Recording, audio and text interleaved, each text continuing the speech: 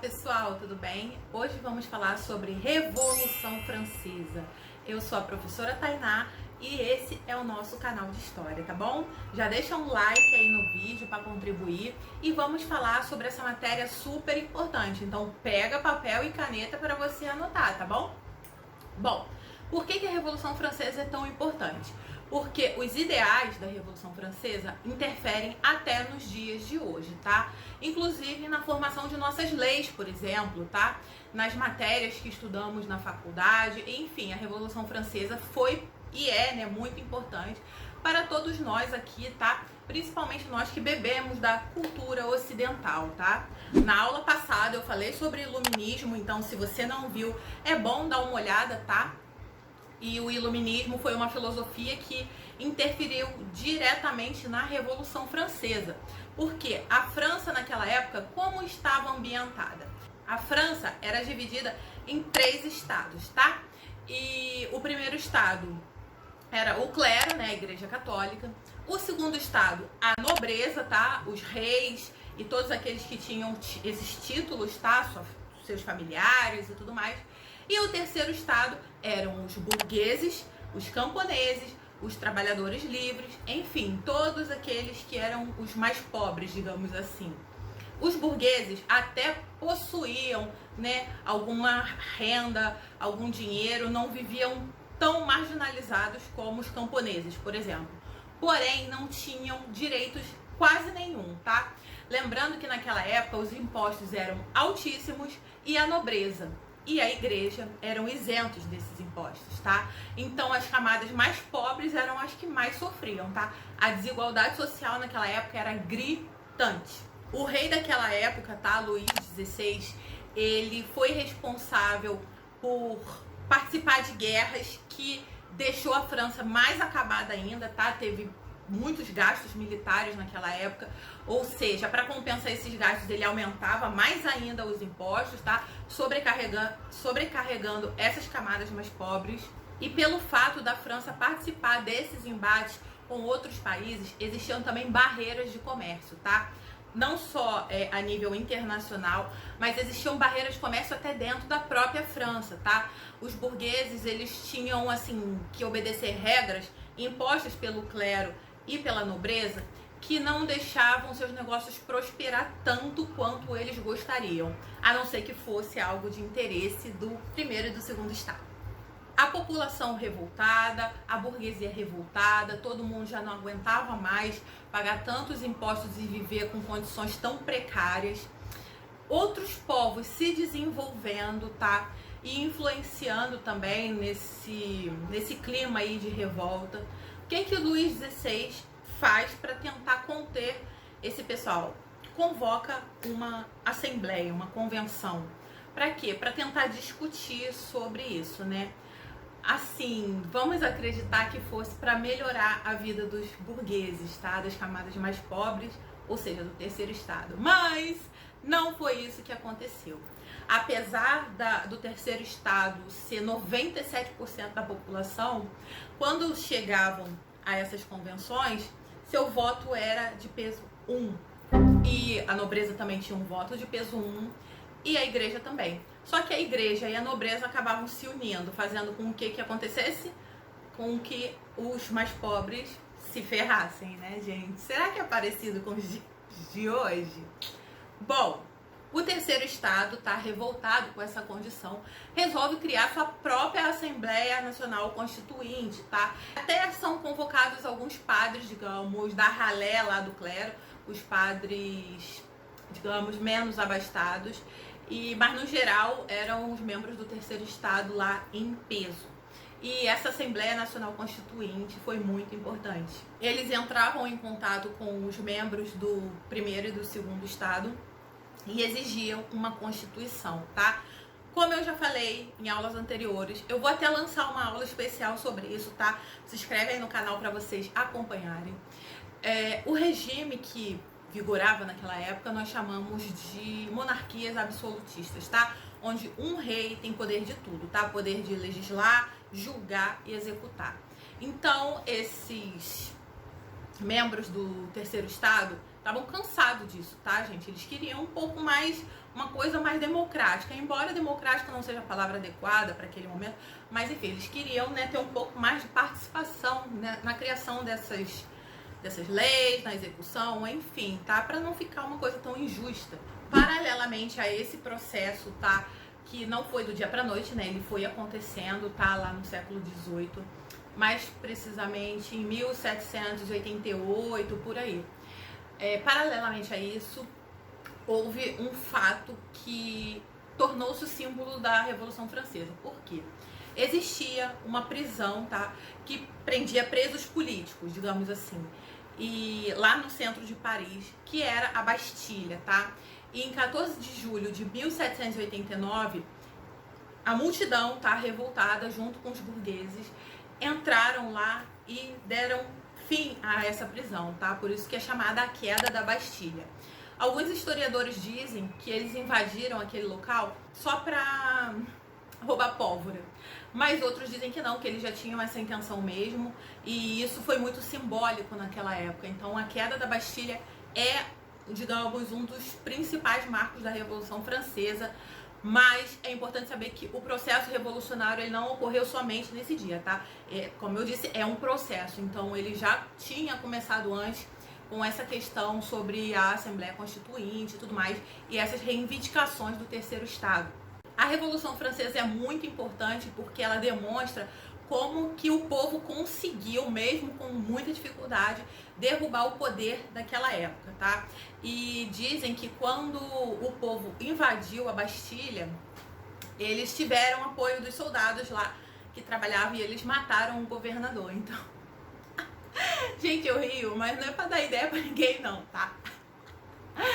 Enfim, é porque foi muito importante e às vezes o povo ele não tem consciência de sua própria força, né? Isso tudo ocorreu em julho de 1789.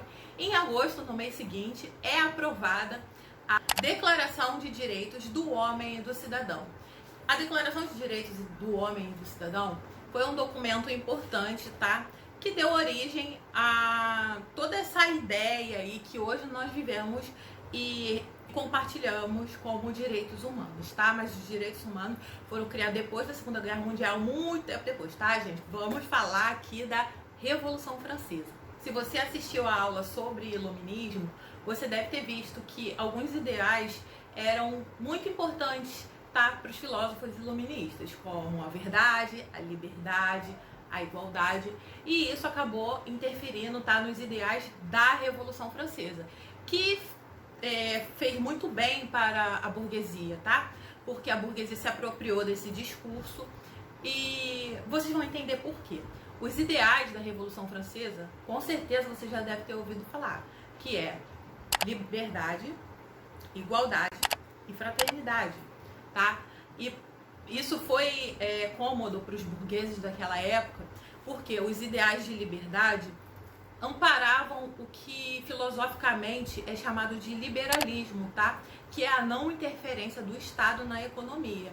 Então os burgueses queriam mais isso mesmo, tá? Não queriam que nenhum rei, nenhum monarca ou até um presidente, digamos assim, interferisse, tá, nos negócios deles. É claro que o rei Luís XVI não quis assinar, tá, essa declaração e acabou fugindo, porque ele sabia que se ele ficasse não ia prestar. Enfim, ele tentou fugir, mas em 1791 ele foi preso.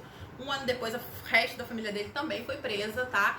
E ele ficou lá aguardando o julgamento. E nessa época, quem estava no poder já eram os revolucionários. Uma conquista desses revolucionários, né, da Assembleia, foi que eles conseguiram implantar a forma republicana de governo.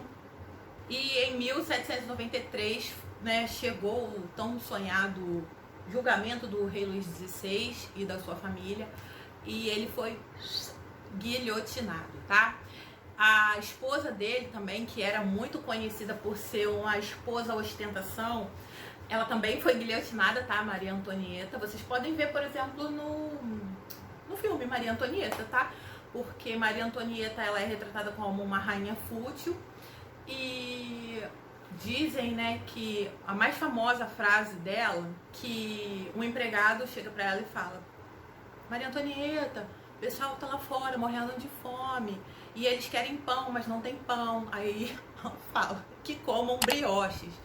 Enfim, tá? Isso daí faz parte dessa história que pra mim é muito rica, então é bom saber desses detalhes. Como eu falei, foi instaurada a República e a Assembleia era dividida em dois grandes grupos políticos, tá? Os girondinos e os jacobinos, tá? Os girondinos, geralmente, eles sentavam à direita e, né, eles tinham ideias, assim, mais moderadas, tá? Eles não eram tão radicais. Eles defendiam, assim, alianças da burguesia, que eles faziam parte, com a nobreza, tá? Eles queriam que houvesse uma constituição, mas que ainda existisse a monarquia, tá? Uma monarquia constitucional. Enfim, eles não eram tão assim, eles não eram tão adeptos a grandes mudanças. E esses girondinos, é claro, faziam parte da alta burguesia, tá? Os mais ricos. Agora, do lado esquerdo, nós tínhamos os jacobinos. Os jacobinos eram mais realistas, tá? Eles não queriam essa aliança com a nobreza e eles queriam uma república plena, tá?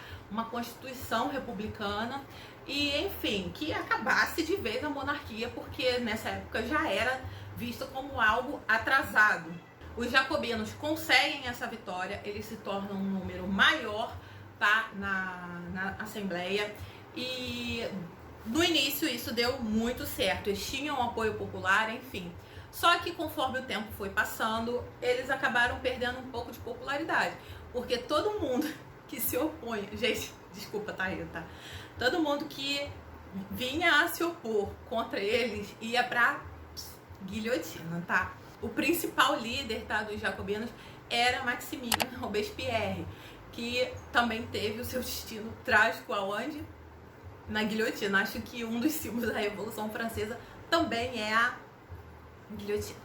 Mas vamos falar de coisa boa. O que os jacobinos conseguiram? Como medida mais justa, digamos assim, eles conseguiram o fim da escravidão nas colônias, o voto universal masculino, lembrando que o voto ele era meio que limitado a alguns homens, tá? E uma das conquistas mais importantes, que foi o congelamento dos preços de produtos básicos. Gente, podiam fazer isso aqui hoje em dia, né? Chega de pagar caro nesse óleo, nesse feijão, nesse... tá demais.